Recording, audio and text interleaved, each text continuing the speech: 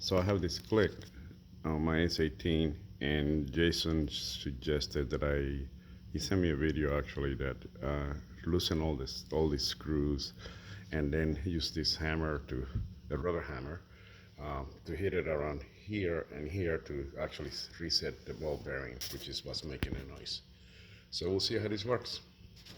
After loosening on both sides, now we're going to proceed to banging it with a rubber hammer.